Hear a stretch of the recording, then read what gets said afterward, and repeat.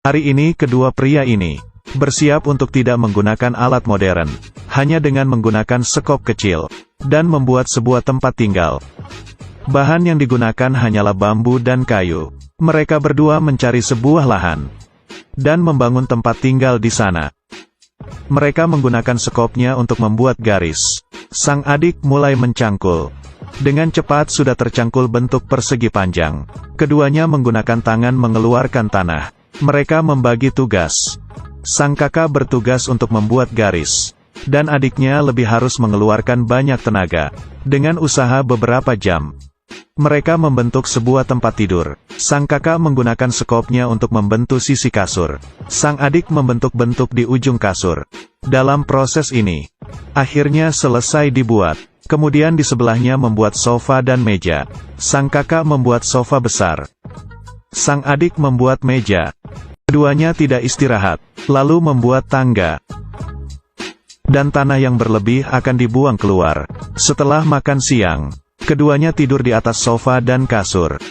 Dengan cepat 2 jam pun berlalu. Sang kakak membangunkan adiknya untuk mulai bekerja. Mereka mulai membentuk sisi-sisi. Mengambil kayu yang panjang dari hutan. Mereka tidak ada alat pengukur. Sang kakak menggunakan langkahnya, dan mengira-ngira panjangnya, lalu memotongnya dengan sekopnya. Mereka berdua mendirikan kayu di tiap sisi, kemudian mengisi tanah di sisinya, untuk menahan kayu tersebut. Kemudian memasang lagi kayu di atasnya. Dengan cepat lantai 2 pun jadi. Sang adik mencari bambu, lalu meletakkannya di paling atas. Mereka berdua mencari lebih banyak bambu, dan menutupi sisi-sisinya. Semuanya pun tertutup bambu. Dengan begini rumahnya pun jadi. Setelah semuanya sudah dipasang bambu, sekarang sang kakak ingin membangun rumah dengan tanah. Dia mengambil tanah, dan ditambah dengan air. Dengan begitu semen pun bisa digunakan, lalu mengolesnya ke dinding-dinding rumah. Rumahnya pun sudah diolesi dengan semen. Setelah semen kering, mereka bersiap untuk membuat kolam. Keduanya mencongkel tanah di depan rumah, dan memasang 6 kayu. Dan menggunakan kayu yang pendek menambahnya di atas, agar lebih kokoh. Dia menambah bambu di sisi-sisinya. Struktur kolam sudah jadi. Dia mencari semen. Seperti yang tadi juga, dia mengolesnya di dinding.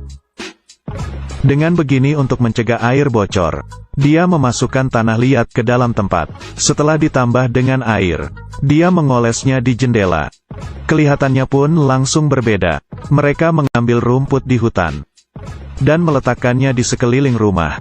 Sekarang sudah ada suasana tempat tinggal. Keduanya menambahkan air ke kolam. Air dari sumbernya ada beberapa jarak. Mereka hanya bisa memindahkannya dengan tempat, lalu menumpahkannya ke kolam. Dengan begini berkali-kali. Akhirnya mereka selesai sebelum matahari terbenam.